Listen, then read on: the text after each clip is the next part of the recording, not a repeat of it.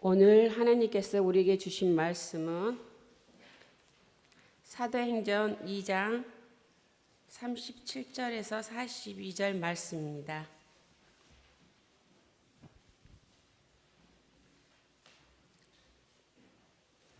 그들이 이 말씀을 듣고 마음에 찔려 베드로와 다른 사도들에게 물어 이르되 형제들아 우리가 어찌할꼬 하거늘 베드로가 이르되 너희가 회개하여 각각 예수 그리스도의 이름으로 세례를 받고 제사함을 받으라. 그리하면 성령의 선물을 받으리니 이 약속은 너희와 너희 자녀와 모든 먼데 사람 곧 주 우리 하나님이 얼마든지 부르시는 자들에게 하실 것이라 하고 또 여러 말로 확증하면 권하여 이르되 너희가 이 패역한 세대에서 구원을 받으라 하니 그 말을 받은 사람들은 세례를 받음에 이날의 신도 수가 3,000이나 더하더라. 그들이 사도의 가르침을 받아 서로 교제하고 떡을 떼며 오로지 기도하기를 힘쓰니라. 아멘. 하나님께서 이 말씀을 통해 우리에게 은혜를 주시길 원합니다. 사랑의 하나님, 이제 주님께서 들려주시는 귀한 말씀을 저희가 듣겠습니다. 귀를 열어주시고 마음을 열어주셔서 주의 성령이 우리 가운데 임하셔서 주의 말씀으로 인하여 참된 길과 진리를 따르고 참된 생명에 거하며 주의 복된 귀한 삶을 살아갈 수 있도록 주님 함께하여 주옵소서. 예수님의 이름으로 기도드립니다. 아멘. 주님의 영으로 교회가 교회 되게 하라. 오늘의 말씀의 제목이자 성령의 계절을 시작하면서 우리가 함께 늘 바라보며 마음에 두고 싶은 글귀입니다. 앞에 현수막도 그렇게 있죠. 주님의 영으로 교회가 교회 되게 하라. 성령과 교회, 우리가 신앙생활하면서 정말로 소중하고 마음에 꼭 새기고 꼭 알아야 될 중요한 부분입니다. 하지만 솔직하게 말씀을 드린다면 교회 안에서 태어나고 교회 안에서 자란 저에게 교회와 성령은 늘 익숙하고 가까웠지만 조금은 좋은 모습이 아닌 그런 모습으로 남아 있었던 것이 사실입니다. 물론 제가 성령의 본질에 대해서 온전하게 알기 전이죠. 성령이 어떤 분인가에 대해서 바로 깨달아 알기 이전에 제 마음속에 있었던 교회와 성령은 조금은 부정적인 모습으로 남아 있었던 것이 사실입니다. 성령에 대해서는 아마 성령에 대해서 알기 이전에 성령을 받았다고 하는 분들이 보여줬던 조금 안 좋은 인상 때문이었다 생각이 되어집니다. 저 개인적인 경험이겠죠. 저 개인의 경험이지만 성령을 받았다고 하는 분들이 보여준 모습들은요, 그리 좋은 모습은 아니었어요. 고집이 셌고요, 자기만 옳다고 여겼고요, 그리고 더한 것은 다른 사람 믿음 없다고 깔보기도 하고 무시하기도 하고 자기가 가졌던 어떤 은사로 인하여서 받지 않은 사람들을 비교하여서 무시하는 모습들을 보았던 부분들이 어쩌면 제 안에 성령에 대한 조금 부정적인 인상을 갖지 않았나 하는 생각을 해보게 됩니다. 또 그들은 대개 성령을 받았다고 하지만 성령을 많이 주장하지만 교회 안에서 화합을 깨트리는 경우들이 많이 있었거든요. 성령은 하나 되게 하는 영이고 진리 안에서 서로를 화해하게 하는 영인데 성령을 받았다 하는 이들이 교회에 들어와서 분란을 일으키고 고집이 세서 갈등을 일으키는 경우들이 종종 있었어요. 그래서 저의 개인적인 경험이지만 그로 인하여서 성령에 대해서 조금은 부정적인 모습이 제 안에 심어졌다, 이렇게 이야기할 수 있을 것 같아요. 교회에 대해서도 비슷한 경험들이 있어요. 저 교회는 저하고는 뗄래야 뗄 수 없어요. 왜냐하면 제가 청소년 시절까지 교회 주소가 제 집 주소였어요. 집이 어딘가 하면 교회 주소를 썼어요. 교회에서 태어나서 교회에서 자라고 부모님에게 혼나면 도망갈 때는 교회밖에 없었어요. 그러니까 교회 가서 그러니까 늘 편안하고 익숙한 곳이었죠. 하지만 어떻게 보면은 교회 안에서도 그런 조금은 편협적이라고 말할 수 있겠지만 부정적인 그런 이미지도 가지고 있었던 것 같아요. 청소년과 청년 시절을 거치면서 저에게 있어서 교회는 답답했어요. 또 보수적이었어요.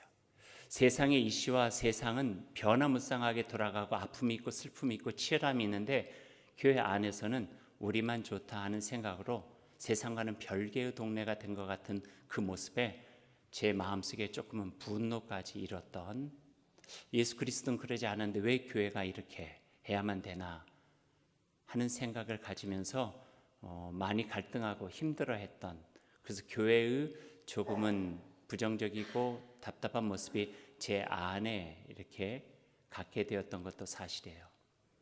또 한 가지 교회에 대해서 부정적인 모습을 가졌던 것은 만났던 교인들이 가지고 있었던 어쩌면 이중적인 모습이었어요. 말과 삶이 달랐어요. 사랑하자 하면서 미워했어요. 하나 되자 하면서 분리했어요. 그리고 믿음이 삶과는 전혀 별개의 이중적 모습들이 제게 보여지게 되는 거예요. 어떻게 사람이 저렇게 둘로 살아갈 수 있을까라고 하는 이해되지 못했던 모습들, 앞에서는 하나님 이야기하고 예수 그리스도 이야기하고 사랑을 이야기하고 이웃사랑에 대한 이야기를 하고 열심으로 거기에 대한 이야기를 하고 기도하면서도 불구하고 자기의 삶 속에서는 철저하게 이기주의적이고 자기 이해관계에 따라서 이쪽으로 갔다 저쪽으로 갔다 하고 했던 그런 모습들, 이율 배반적인 모습들이 교회가 그들에게 어떤 의미가 있을까? 물론 저를 포함해서도요. 그래서 대개 교회에 대한 부정적인 편견을 가지고 있었던 제 자신을 솔직하게 여러분에게 이야기할 수도 있을 것 같아요. 그러다가 신학을 시작했죠. 신학을 시작했던 저의 목적은 목사가 되기 위한 것 이전에 내 안에 있는 내적 갈등, 교회 안에서 태어나고 자라서 이게 해결되지 않으면 안 되는 제 삶의 인생의 가장 중요한 문제를 해결해야 되겠다고 하는 생각으로 신학을 가게 되었어요. 그리고 신학에 들어가서 조금 신앙적으로 성장하고 하나님의 말씀을 접하고 내적으로 기독교 신앙의 본질을 알면서 제 마음에 그동안 가지고 있었던 편견과 부정적인 생각이 나의 개인적인 경험을 통한 것이었고 아주 편견 속에 있었던 것들이며 이게 다가 아니라고 하는 것을 깨닫게 되었죠. 그래서 제 안에 이런 결론이 내렸어요. 지금의 결론도 마찬가지예요. 예수 그리스도가 희망이셨던 것처럼 그의 몸된 교회는 이 시대의 희망이다. 이게 제 결론이에요. 성령은 그 희망을 이 땅에서 온전하게 이루어 갈 수 있도록 연약한 우리를 북돋아 주시는 하나님의 힘이시다. 이게 저의 결론이에요. 우리가 볼 수 있는 많은 부정적인 모습에 있음에도 불구하고 그 편견에 내 자신을 몰입시키지 않고 예수 그리스도의 성령의 원천적인 본질적인 모습을 통하여 회복된 눈으로 세상을 바라보며 하나님께서 교회를 통하여 성령을 통하여서 하나님의 역사가 어떻게 도도하게 흘러가는가 하는 것들을 우리들이 목도해야 된다. 이게 결론이에요. 오히려 제 자신 안에 다시 만나게 된 예수 그리스도와 그분 안에서 거듭난 나의 고백을 통하여서 세상을 바라보면서 예전에 저처럼 가지고 있었던 부정적인 그런 마음과 생각을 가지고 있던 이들이 언젠가는 예수 그리스도를 바로 알고 교회를 바로 경험해서 애정을 가지고 안타깝지만 힘들지만 그 자리에서 우뚝 서서 하나님께서 그 십자가를 통하여서 자기 아들 내어 주심으로 이루고자 하셨던 하나님의 나라의 회복운동 속에 참여하기를 원하는 그런 간절한 마음을 갖게 되었죠. 그래서 때로는 안타까워요. 예수 그리스도의 복음을 온전하게 모르는 이들, 그 복음을 통하여서 자신의 삶의 길을 온전하게 참된 진리 가운데서 찾지 못한 이들을 보면은 아쉽고 안타깝고 어쩌면 그들에 대한 또 다른 부담과 책임감 속에 제가 이 자리에 있지 않나 하는 생각도 개인적으로 여러분에게 드릴 수가 있어요. 정말 가슴 아프게도 제 주변에도 제가 목사임에도 불구하고 좋아하는 많은 아끼는 사람들이 이 길에 대해서 마음 아플 정도로 오해하는 이들도 참 많고요. 예전 저와 같은 모습으로 그 오해 때문에 이 길을 걸어가는 것을 외면하기도 하고 진지한 신앙의 삶을 살지 못하고 주변의 삶을 맴돌고 있고 때로는 교회 안에 있음에도 불구하고 예수 그리스도와 자신과의 관계를 인격적으로 맺지 못하고 그저 그냥 자기의 하나의 장식품처럼 가지고 있는 것에 대해서 마음이 많이 애처롭고 안타깝기도 합니다. 교회에 대한 오해와 편견, 성령에 대한 부정적인 생각들이 많이 있었던 저 자신에게 여러분에게 조금 더 진지하고 자신 있게 말씀드릴 수 있었던 것은 그 마음이 변화될 수 있는데 가장 큰 역할을 했던 것은 하나님의 말씀 성경이었어요. 세상의 소리가 아니라 하나님의 소리였어요. 세상에 내가 볼 수 있는 것이 아니라 성경을 통해서 보여주시는 하나님의 나라, 하나님이 함께 개입하시면서 간섭하시면서 일으키셨던 그 역사들이 저로 하여금 더 원천적이고 본질적인 하나님의 말씀을 보게 하였고 그 말씀으로 인하여 지금 가지고 있는 부정적인 생각을 걷어내면서 하나님께서 저와 교회와 이 땅의 성령을 통해서 이루어 가실 하나님의 뜻과 그 나라를 다시 한번 바라볼 수 있도록 교정시키시는 하나님의 은혜를 경험하게 되었던 것이죠. 성경은 참 많은 말씀의 힘이 되었어요. 창세기에서부터 요한계시록까지 구절구절이 그 마음을 가지고 읽다 보니까요, 얼마나 격려가 되고 얼마나 희망이 되고 얼마나 저 자신을 또 하나님 앞에서 다시 설 수 있도록 도와주셨는지 몰라요. 그 중에서도 제가 여러분과 오늘 함께 성령 강림절을 맞아서 나누고 싶은 것은 사도행전 2장이에요. 사도행전이 말씀이 성령과 교회거든요. 성령과 교회. 그 중에서도 2장은 매우 독특하고 특별한 의미로 우리에게 다가와요. 그것은 성령 사역의 출발과 교회의 시작을 이야기하고 있어요. 말하자면 부정적인 우리들이 편견적인 것들 다시 돌아가서 예수 그리스도와 성령을 통해서 일으키신 처음의 모습을 바라보게 하시는 것이 바로 오늘 말씀이에요. 그래서 오늘 성령이 심부름 사건을 통해서 저와 여러분 가운데 주님께 주신 은혜를 함께 나누고자 합니다. 오늘 말씀을 조금 요약해 보죠. 읽지 않은 부분까지 그 배경을 살피면 이렇습니다. 예수님의 승천을 목격한 120여 명의 주님을 따랐던 제자들이 오순절을 지키기 위해서 한 곳에 모였습니다. 오순절은 이스라엘 유대인들이 지키는 중요한 절기 중에 하나예요. 예루살렘으로 다 모여들죠. 하지만 이 120여 명의 주님의 제자들이 모인 곳은 예루살렘 성전이 아니라 아무도 눈여겨보지 않던 마가의 다락방이었어요. 역사가 요세푸스의 이야기를 들어보면은요, 그 당시 오순절이 되어지면은요, 평상시에 예루살렘의 인구보다 한 20배 정도가 많아진대요. 그래서 150만 명 정도의 숫자가 예루살렘으로 모이는 거예요. 근데 예루살렘에 모이는 이유는 딱 한 가지, 예루살렘 성전을 보기 위해서요. 하나님이 계시는 곳이거든요. 그래서 예전에 모세가 시내산에서 하나님의 계명과 말씀을 받았던 것을 기념하는 오순절에 하나님의 성전에 들어가서 하나님의 말씀의 역사를 경험하기 위해서 주의 성전이라고 말하는 예루살렘 성전으로 모여드는 거예요. 그 많은 숫자가 모였으니 그냥 그 비좁은 틈을 비집고 들어가서 성전 땅이라도 밟아보기 위해서 최선을 다하는 것이 오순절 절기였어요.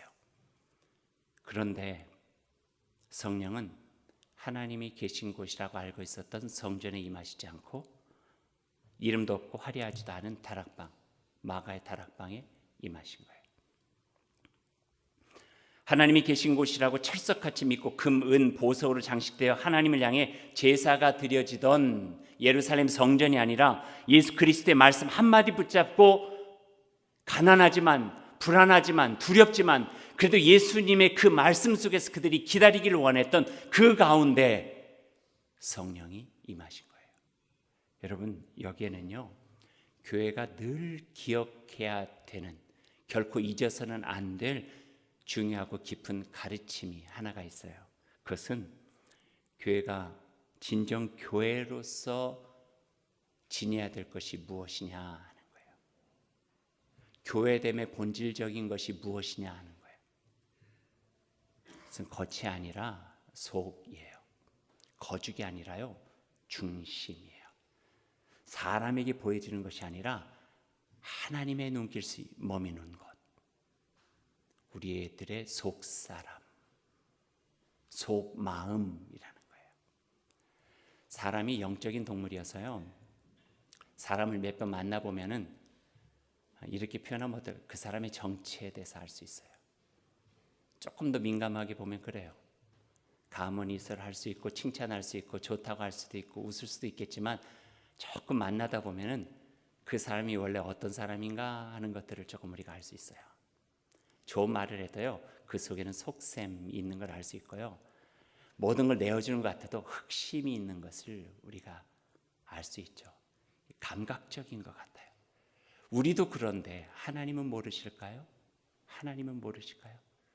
그래서 하나님께서 하시는 말씀이 나는 외모를 보는 자가 아니라 중심을 보는 이다.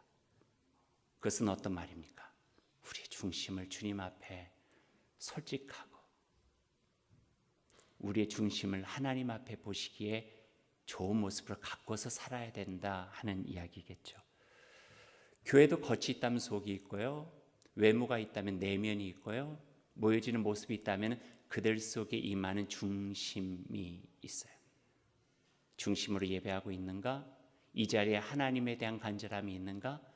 그 말씀 가지고 살아가려고 하는 고백이 있는가? 용기가 있는가? 간절함이 있는가? 그래서 나의 삶 속에 임하신 예수 그리스도로 인하여 변화된 심령으로 이 세상에 나아가 주의 사람답게 살아가길 원하는가? 그 모습 속에 예루살렘 성전처럼 금과 치장 없고 화려한 곳 아니라 할지라도 하나님의 영인 성령이 임하셔서 우리 속에서 역사하시는 놀라운 은혜가 있다고 하는 말씀을 오늘 성령 강림의 계절에 우리에게 들려주고 계세요. 한마디로 하면 진실된 마음이죠. 하나님을 향한 진실된 마음, 그분의 뜻을 깨달으려는 간절한 마음, 그것은 결코 교회는 잃어버려서는 안 된다 하는 말씀입니다. 원천적 본질적 교회의 모습을 통해서 우리에게 깊고 소중하게 가르쳐 주시는 말씀입니다. 그러면 교회는 누구입니까? 다일교회, 교회 중에 하나예요. 그리스도의 몸된 교회라 할 때 진정한 교회는요, 여러분과 저 자신이에요. 우리가 교회래요. 우리 안에 하나님의 영 성령이 임할 수 있도록 우리의 속마음을 가꾸라 하는 거예요. 진실된 마음으로, 겉이 아니라 속으로, 거죽이 아니라 중심으로. 그렇게 해서 성령이 임했어요. 마가의 다락방에. 그리고 나타난 현상은요, 좀처럼 이해할 수 없는 오순절 다락방 성령 강림의 현상들이 일어나기 시작했어요. 오늘 읽지는 않았지만 12절과 13절 말씀을 한번 보시죠. 제가 읽어드릴게요. 다 놀라며 당황하여 서로 이르되 이 어찌된 일이냐 하며 또 어떤 이들은 조롱하여 이르되 그들이 세술에 취하였다 하더라. 앞에 부분은 그 안에 있는 공동체 속에서 일어난 일, 놀라고 당황하고 이게 어찌된 일이야. 그런데 밖에서는 그들의 모습을 보면서 조롱하여 이르되 저들이 세술에 취한 것 같다. 그렇게 이야기를 했다는 거예요. 거기에 있는 모든 사람들이 처음 겪고 있는 이 상황이 이해가 되지 않는 것이 당연하죠. 안 했던 말들을 하고 서로 통하고 못 알아듣는 이방의 언어로 알아듣고 그 안에서 불의 혀처럼 바람처럼 성령이 임해가지고 그동안 경험해 보지 못했던 일들이 일어난 거예요. 기적과 같은 일들이죠. 생소한 일들이죠. 신비로운 경험들이죠. 그래가지고 사람들은 술 취한 거 아니야? 라고까지 오해하고 조롱할 정도가 되었다는 거죠. 그런데 그런 상황 속에서 한 사람이 일어나서 그 상황을 설명하기 시작합니다. 그가 누구냐면 바로 예수님을 3년이나 따르고 부침도 많이 썼지만 마지막까지 부활하신 예수 그리스도와 함께 그 길을 가려고 결정한 베드로와 11 사도였어요. 14절에서 16절 여러분 한번 성경 보시고 우리가 같이 한번 읽어볼까요? 14절 말씀입니다. 베드로가 11 사도와 함께 서서 소리를 높여 이르되 유대인들과 예루살렘에 사는 모든 사람들아 이 일로 너희로 알게 할 것이니 내 말에 귀를 기울이라. 때가 제 3시니 너희 생각과 같이 이 사람들이 취한 것이 아니라 이는 곧 선지자 요엘을 통하여 말씀하신 것이다. 여기서 제 3시는요 오전 9시예요. 그러니까 베드로가 이야기하는 거예요. 술을 먹어도 아침부터 먹는 사람이 있냐 하는 거죠. 오전 9시인데 술 취했다? 이건 말도 안 된다. 이건 너희들이 이해하지 못한 다른 현상이다. 그리고 이어지는 설교에 베드로 사도는 이렇게 이야기를 해요. 모든 이들에게 요엘 선지자들 통해서 하나님께서 예언된 성령, 하나님의 영에 대한 설명을 하고요. 그리고 이 성령을 우리에게 주신 예수 그리스도에 대해서 집중적으로 이야기하고 있어요. 오늘 베드로가 한 설교는요, 기독교에 있어서 첫 번째 설교예요. 첫 번째 원형적인 설교가 오늘 베드로의 설교예요. 그래서 그 내용을 보면은요, 우리가 어떤 설교 속에서 우리가 살아가야 되는가 하는 것들도 우리가 알 수 있게 되어져요. 오늘 설교의 중심은요, 다른 거 없어요. 하나예요. 예수 그리스도예요. 설교를 요약하면 이런 거예요. 너희들이 십자가에서 처참하게 죽인 예수가 그리스도였다. 그는 사실 하나님이 보내신 메시아였다. 그러나 그분은 죽음에서부터 다시 살아나셨고 죽음으로도 막아낼 수 없는 하나님의 구원을 이루시기 위해서 부활하시고 이 땅에서 다시금 역사하신다. 그리고 이 땅에서 자신의 사역을 지속하고 계속하기 위해서 성령을 보내주셨는데 우리가 경험한 성령은 바로 예수 그리스도께서 우리에게 보내신 보혜사 성령이다. 예수 그리스도께서 약속하셨고 이 땅 우리 가운데 오신 그 성령을 통하여서 하나님의 나라는 계속되어지고 하나님의 나라를 세워가는 우리 믿음의 성도들에게 힘이 되어 주신다. 이것이 베드로가 설교한 요약이에요. 기적은 방언을 하는 게 기적이 아니었어요. 기적은 바람 같고 불의 협처럼 그동안에 보지 않았던 신비로운 현상이 일어나는 것이 기적이 아니었어요. 진정한 기적이 일어나는데 사람이 변화되는 거예요. 사람이 변화되기 시작했어요. 그 말씀을 통해서. 여러분, 사람이 언제 변하나요? 사람이 언제 변해요? 언제 변한다 그러세요? 언제 변한다 그러세요? 사람이 변하면 뭐라고 그러세요? 죽을 때가 되면 모양이다. 그만큼 안 변하는 게 사람이라는 거예요. 그런데 예수 그리스도, 그분의 진리가 사람을 변화시켰는데 그게 성경에서 말하는 온전한 기적이라는 거예요. 하나님께서 원하시는 기적은 변화된 심령을 통하여 새 삶을 살아가는 것. 이게 회개예요. 이게 회심이에요. 성령의 역사도 그렇고 교회의 출발도 그렇고요. 회심의 역사부터 시작했어요. 회개의 역사부터 시작했어요. 내가 가던 길을 돌이켜서 예수 그리스도를 만난 새로운 길로 가는 것. 이게 교회의 출발이고 성령의 역사고 이 일을 통해서 하나님의 뜻과 하나님의 나라를 온전하게 이루어 가신다 하는 말씀이에요. 37절의 말씀 한번 보죠. 그들이 이 말을 듣고 마음에 찔린다는 것은 뭐예요? 돌이킨다는 말이에요. 돌이킨다는 말. 원어적으로 보면은요. 베드로와 다른 사도들에게 물어 이르되 어떻게 표현합니까? 형제들아, 우리가 어찌할꼬 하거늘. 어떻게 살아야 되겠습니까? 내 안에 마음이 찔리고 돌이켜서 이제는 지금까지 살았던 삶이 잘못됐다는 것을 깨달았는데 이제는 어떻게 해야 되겠습니까? 베드로와 11 사도들에게 묻는 거예요. 길을 좀 알려달라고. 참된 길을 걸어가고 싶다고. 지금까지 살아왔던 나의 삶이 온전하지 못했다고 한 것들을 내가 깨달았는데 나의 하나밖에 없는 나의 인생을 다시 새롭게 살아가기 위해서는 어떻게 살아가야 되겠냐고. 형제들아, 우리가 어찌할꼬. 그들 앞에서 탄식하면서 구하는 거죠. 회개 역사가 일어났어요. 우리가 분명히 알 거는 회개, 회심은요, 윤리적이고 도덕적인 반성 아니에요. 내가 거짓말했던 거 잘못했다, 도둑질했던 거 잘못했다, 뭐 내가 했던 행한 일에 대해서 너무 욕심부렸다, 잘못했다, 싸운 거 잘못했다, 도덕적이고 윤리적인 그런 반성 아니에요. 그 너머예요. 인생을 걸고 하는 것이 회심이요 회개예요. 이렇게 설명을 해볼까요? 긴 길이 있어요. 인생의 여정이라고 생각하죠. 길이 있어서 열심히 가요. 목표를 가지고 저기에 가면 나에게 행복이 있겠다. 저기에 가면 나의 인생에 성공이 있겠다. 저기에 가면 내 인생 정말 잘 살았다는 이야기 들을 수 있겠다. 열심히 가요. 열심히 가다가 갑자기 길이 딱 끊어지는 걸 본 거예요. 길이 끊어졌어요. 보니까 천길 낭떠러지예요.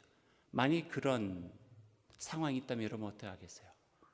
그래도 내가 어떻게 온 길인데 아까워서라도 그냥 가야지 하고 가시겠어요? 아니죠. 거기서 선택할 수 있는 가장 올바른 방법은 이 길이 아니다. 잘못된 길을 내가 걸어왔다 하고 돌이켜, turn away from your sin, 죄로부터 돌이켜, 잘못된 길로부터 돌이켜 새로운 길을 찾아가는 거죠. 그리고 돌아가는 길에 옆에서 만나는 이들에게 뭐라고 대답하겠어요? 나도 헛되게 열심히 와다 갔으니까 너희들도 한번 경험해봐 그러고 가겠어요? 아니죠. 이 길이 아니야. 가다 보면 길이 끊어져 있어. 그러니까 조금이라도 빨리 여기서 돌아가는 것이 훨씬 더 유익해. 길의 끝에서 만난 분 예수 그리스도, 베드로의 이야기예요. 그분을 만나니 내 인생이 변했다는 거예요. 그분을 만나니 나의 살 길과 갈 길을 찾았다는 거예요. 그분 안에서 내 인생이 어떤 인생이어야 되는가를 다시 알게 되었다는 거예요. 그래서 길이요 진리요 생명 되신 예수 그리스도, 그렇게 우리가 고백하는 거예요. 예수 그리스도 그분 안에서 길을 찾았고 그분 안에 참된 진리가 있고 그분 안에서 참된 생명을 우리가 얻었다고 고백할 수 있는 것은 바로 오늘 성령과 교회를 통해서 주신 하나님의 복이라 하는 거죠. 삶을 돌이켜 새로운 길을 가는 것, 옛사람을 벗어버리고 새로운 사람으로 살아가는 것, 이것이 얼마나 어렵고 힘들면 기적이라고 하겠습니까? 하지만 그 기적은 성령을 통해서, 내 힘으로 되지 않는 성령을 통해서 우리 안에서 이루어 주신다고 하는 믿음을 여러분 가지시기를 바랍니다. 베드로의 설교는요, 은사나 기적에 주목한 이상한 현상에 대한 설명이 아니었어요. 진리의 길이었어요. 길이요 진리요 생명 되신 예수 그리스도에 대한 선포였어요. 38절 베드로가 이르되 너희가 회개하여 각각 예수 그리스도의 이름으로 세례를 받고 죄사함을 받으라. 그리하면 성령을 선물로 받으리라. 성령의 체험이 없이는 예수를 주라 고백할 수 없다. 성경 우리에게 말하세요. 예수가 주라고 고백하는 고백이 없으면 구원받지 못한다. 예수가 주님이 되지 않는 한 그 사람의 삶은 온전한 변화를 경험하지 못한다. 성경 우리에게 분명하게 가르쳐주고 있죠. 베드로의 설교는 강력했어요. 그 후에 기적과 같은 일이 일어나요. 3,000명이나 예수 그리스도 앞으로 다가온 거예요. 돌이켜 주님 앞에서 세계를 찾은 이들이 3,000명이나 됐어요. 그것이 교회의 출발이에요. 그래서 교회는요, 회심한 공동체예요. 교회가 가장 중심에 두고 해야 될 일은 참된 진리의 길을 찾아가는 거예요. 그 진리 안에서 우리의 삶을 돌이켜 새 길을 찾고 이례적인 인생 속에서 하나님께 감사하고 보람있고 기쁨으로 마무리할 수 있는 가장 복된 삶을 살아갈 수 있도록 하는 것, 이게 교회의 본질적 사명이에요. 이렇게 해서 교회를 이루었죠. 거기에 오늘 한 구절을 더 읽어야 됩니다. 42절 말씀을 한번 보시죠. 이 짧은 구절에 교회를 이루는 가장 중요한 세 가지 핵심 요소를 우리에게 가르쳐주고 있어요. 42절의 말씀을 같이 읽어볼까요? 그들이 사도의 가르침을 받아 서로 교제하고 떡을 떼며 오로지 기도하기를 힘쓰니라. 첫 번째는 사도의 가르침을 받아. 초대교회 예수 그리스도의 교회는 진리에 기초하기 위해서 애쓰는 교회다. 건강한 교회는 진리에 기초해야 합니다. 성경 알지 못한 채 어떻게 예수 그리스도를 주라 고백할 수 있겠어요? 시간이 해결되는 거 아니에요. 우리의 관심과 마음이 주는 복이에요. 성경의 지식을 많이 가지라 하는 이야기 아니에요. 자신의 삶 가운데 임한 하나님의 말씀을 온전하게 받아들이고 그 말씀 가운데 삶을 살아가라 하는 말씀. 그게 교회의 첫 번째 핵심적인 요소라는 거예요. 두 번째는요, 서로 교제하고 떡을 떼며예요. 사귐이죠. 여기에 사귐은요, 특별한 사귐이에요. 세상의 사귐은 인연의 기초가 돼 있어요. 혈연, 지연, 학연, 이해관계가 맞고 나에게 조금 도움을 줄 수 있고 가깝고 거기에 따라서 공동체가 이루어져 있죠. 하지만 교회 공동체는 혈연 떠나고 지연 떠나고 학연 떠나고 서로 함께 할 수 없는 이들이라 할지라도 주님 예수 그리스도께서 보여주신 그 사랑 안에서 함께 살아갈 수 있다 하는 거예요. 그게 교회의 본질적인 모습이에요. 그 눈을 가지고 우리를 봐야 돼요. 내 마음을 바라봐야 되고요. 여기서 떡을 떼매라고 하는 것은요, 일상적 성찬에 대한 이야기예요. 예수님께서 마지막 만찬 속에서 제자들에게 이야기하셨죠. 이 떡을 떼고 이 잔을 먹을 때마다 나를 기억하라. 그걸 기억했어요. 그 말씀을. 그래서 그 이후에 제자 공동체들은요, 밥을 먹을 때마다 떡과 잔을 나누면서 주님 예수 그리스도에 대한 이야기를 한 거예요. 그분이 왜 십자가에서 자기 생명을 내어주셨는지, 십자가에서 부활하신 예수 그리스도께서 우리에게 맡겨주신 사명이 무엇인지, 우리는 그를 따르는 사람으로 이 땅에서 어떻게 살아가야 되는지를 밥 먹을 때마다 시시때때로 기억하면서 잊지 않기 위해서 애를 쓰면서 살아갔던 삶의 모습이 교회의 모습이라는 거예요. 얄팍한 교제 아니에요. 그 속에 담겨져 있는 하나님의 뜻과 하나님의 나라를 기억해내는 거예요. 그리고 세 번째는 기도에 힘쓰니라예요. 여기서 기도는요, 예배의 다른 말이에요. 예배하는 거예요. 하나님께 예배하는 거예요. 1세기 초대기 예배 모습을 담은 책들을 보면은요, 그들이 예배할 때는 가장 중요한 것은 주기도문이었어요. 주기도문을 예수님께서 가르치신 기도를 그대로 낭송을 했어요. 그래서 자기에게 먹는 일용할 양식이라든지 공동체라든지 모든 힘들이 하나님의 이름을 영광스럽게 거룩하게 만들고 하나님의 뜻이 하늘에서 이루어진 것처럼 땅에서도 이루어지고 그분의 나라가 하늘에서 이루어진 것처럼 땅에서 이루어지는데 우리를 사용하게 하옵소서 라고 하는 기도와 예배가 그 예배 가운데 중심이 되어진 거예요. 그래서 예배는 힘이 된 거예요. 예배를 드리고 난 다음에 세상으로 파송되어진 삶 속에 다시 한번 나의 삶의 목표가 뚜렷해지고 나를 통해서 하나님께서 무엇을 기대하시고 내가 해야 될 일이 무엇인가를 다시 한번 찾을 수 있는 곳이 바로 예배의 자리였다는 거예요. 허둥지둥 헐레벌떡 민숭맹숭 갔다 안 갔다 시간 되면 가고 이런 예배로는요, 성령도 교회의 본질적인 의미도 나를 통해서 역사해 가시는 하나님의 손길도 그 어떤 것도 경험할 수 없어요.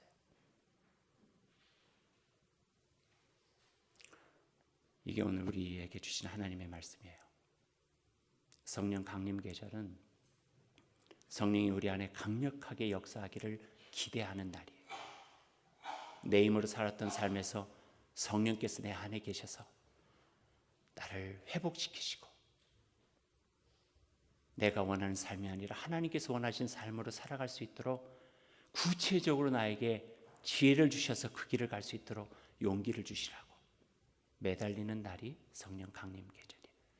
그렇게 살지 못했던 연약한 내 심령을 주님 앞에 내어 맡기면서 성령이 아니시면은 내가 돌이킬 수 없다고 하는 것들을 자복하고 고백하고 성령 내 안에 계셔서 마음 다해서 하나님 찬양하게 하시고 바람처럼 바다처럼 의의 길로 걸어가게 하시고 참된 자유함을 느끼며 기쁨 속에서 나의 삶을 하나님의 백성처럼 전진해 나아가 마지막 날에 후회하지 않는 인생 살아갈 수 있도록 신실함과 진실함과 성실함으로 나의 삶을 지켜주십시오라고 주님께 기도하고 간절한 마음으로 예배하는 자리가 성령 강림 주일이에요. 이 날에 주 성령께서 마가의 다락방에 임하신 것처럼 우리 가운데서도 임하시고 저와 여러분 가운데서도 임하셔서 회복케 하시고 치유하시고 새롭게 하셔서 주의 길을 함께 나아가는 저희들이 다 될 수 있기를 소망합니다. 오늘 우리에게 주신 주님의 말씀입니다. 기도하십시다.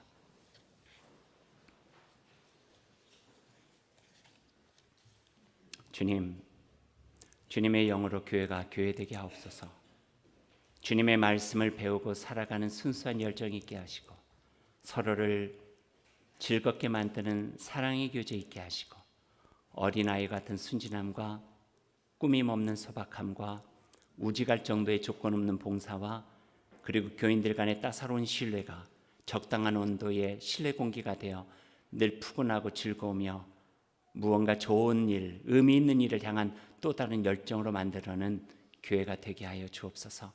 그 위에 마음 다해 부르는 찬양을 통해 심령이 뜨거워지고 주님 주신 말씀 통해 가슴이 벅차오르며 기도를 통해 우리 마음이 하늘에 닿아 당장이라도 그리스도의 사람으로 세상에 나가 뜨겁게 사랑하며 살아가도록 하는 신비한 힘이 살아 움직이는 영적인 공동체적인 모습이 오늘 우리 가운데 임하게 하여 주옵소서. 주님, 우리 교회가 우리 자신 한 사람 한 사람이 이런 교회가 되면 좋겠습니다. 오늘 마가의 다락방에 임하신 영이 우리 가운데 임하셔서 주의 성령으로 교회가 교회되게 하시고 우리가 그리스도의 몸된 교회 되어 하나님 나라의 아름다운 역사를 이루어가게 하옵소서. 예수님의 이름으로 기도드립니다. 아멘.